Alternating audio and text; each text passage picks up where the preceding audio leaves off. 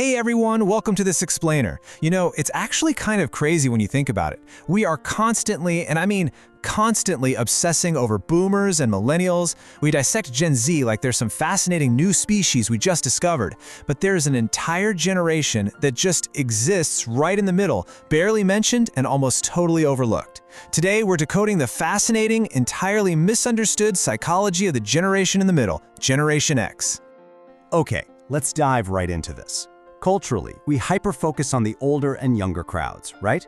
We analyze their every single move. But the folks born between 1965 and 1980, they just kind of live this invisible, completely unbothered existence. They're your older coworkers who literally never complain, the parents who seem just a little detached sometimes, and get this, the very people who built the internet but somehow never post pictures of their breakfast. So our goal today is to understand exactly why they operate this way, starting with the environment that shaped them. Which brings us to Section 1, the latchkey effect, the foundation of independence. All right, I want you to picture this. It's 1978. You're 8 years old. You walk home from school and you let yourself into a completely empty, unsupervised house because both of your parents are still at work. There are no smartphones, no Ring cameras, nobody checking your location to see if you're okay. You just make a snack, do your homework, and wait. And the sheer scale of this is mind-blowing. 7 million. According to a study published in the American Journal of Orthopsychiatry in 1984, around 7 million kids between the ages of 5 and 13 were regularly left unsupervised after school. We aren't just talking about a few isolated cases. We are talking about an entire generation learning, all at the exact same time, that you simply can't always count on someone being there. And this brilliantly illustrates something psychologists call a high-contingent environment. See, that empty house did a lot more than just make them self-reliant. When parents finally did get home, the rules hit hard and fast.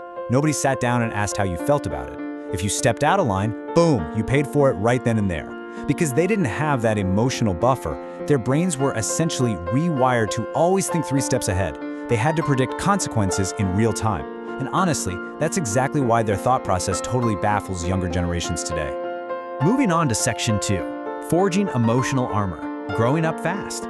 Because, well, the challenges definitely didn't stop in childhood. As Gen X transitioned into young adults, they watched the adults around them stumble through some massive societal shifts, from skyrocketing divorce rates in the 70s and 80s to brutal corporate restructuring. The whole time, they were fed this simple, shiny promise: work hard, follow the rules, and life will work out. But then they watched people give their absolute all to companies, only to get handed a pink slip during the next round of sudden layoffs. That promise was broken repeatedly. They watched the rules of life and work change right in front of their eyes, and that fueled a deep sense of disillusionment. They realized pretty quickly that stability was just an illusion. So the crucial point here is that their mindset shifted into what psychologists call defensive pessimism. Now, I want to be super clear. Gen X isn't inherently cynical, not at all.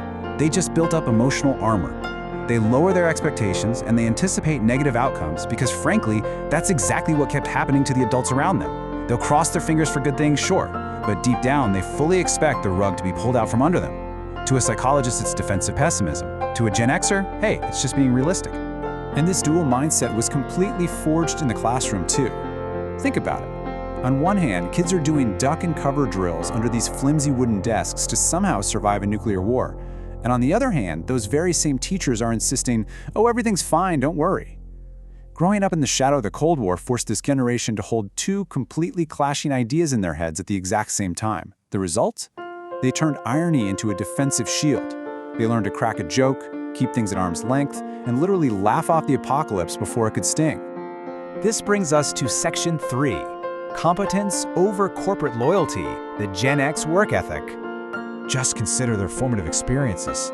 At age 12, they were doing 5 a.m. paper routes, bagging groceries, and literally calculating change in their heads when the fast food register broke down. And it is so absolutely crucial to emphasize that these seemingly archaic jobs were not just done to build up a fancy college resume, no. These were raw, unfiltered, early introductions to real adult responsibility. A 12-year-old was solely responsible for making sure an entire neighborhood got their daily news before the sun even came up. And this relentless cycle of historical crises explains exactly why they have this deeply ingrained distrust of authority.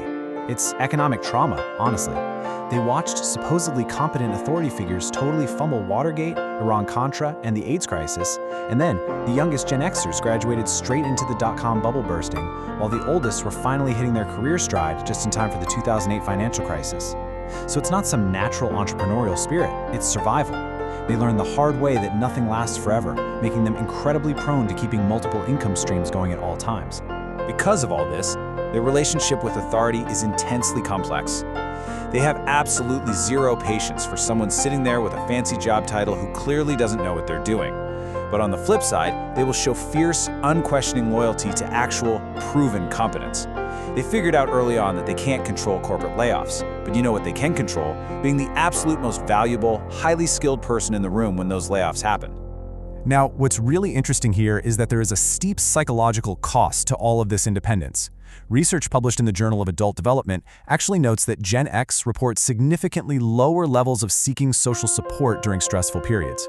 Their extreme self-reliance honestly borders on anxiety. It's not that they don't have friends to ask for help, it's that after a lifetime of just figuring it out alone, asking for help actually feels like admitting defeat.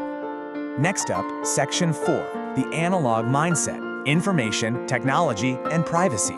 This fierce desire for privacy is exactly why they are the ghost generation on social media. Back in the 80s, if you messed up, maybe a handful of people knew. Your awkward memories stayed safely hidden in basements. Today, the idea of blasting your personal life to millions of strangers doesn't feel exciting to Gen X at all. It feels incredibly risky. They learned very, very early on that the fewer people who know your business, the safer you are. And you have to remember, before the internet, knowledge had a physical weight to it. It had a literal cost in time and effort. You'd spend hours hunting through library card catalogs just to find one single answer. Cognitive psychologists call this deeper encoding. Because it took so much physical effort to get the information, it became much more permanently integrated into their memory. This fundamentally changed how they value knowledge and problem solving compared to a generation that can just pull out a smartphone. This physical relationship with the world is perfectly summed up in the official Gen X problem-solving method. If a bike chain slipped or the TV started flickering, you absolutely did not call a technician. Nope. Step 3 really says it all. You flipped it upside down, you got grease on your hands, and you figured it out. That visceral, hands-on experience built up this deep mechanical intuition. It instilled a core belief that if you just have enough patience and maybe a good screwdriver, you can master the physical world. Which leads us to our final section, Section 5, the bridge generation, navigating the modern world. So how does this intensely private, totally self-reliant, analog forged psychology actually function today, especially when they're raising their own kids in a digital world?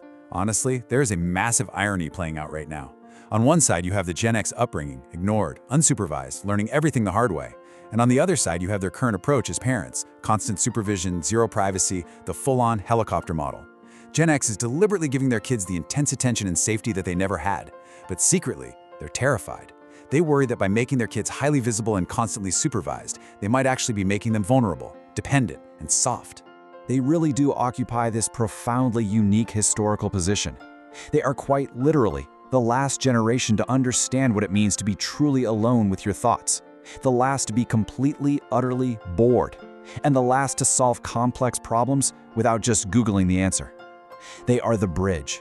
They're holding together this dying analog world and the still unformed digital world.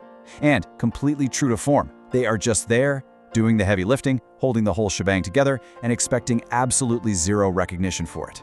Which leaves us with this final, really provocative question to ponder. Can Gen X's uniquely forged resilience and their deep-seated need for invisibility actually survive in, or even be compatible with, our modern, hyper-visible world? Is their psychological armor just a dusty relic of the past, or is it exactly the kind of grounded realism that our future desperately needs? Thank you so much for hanging out with me for this explainer. Keep questioning, keep learning, and I will see you next time.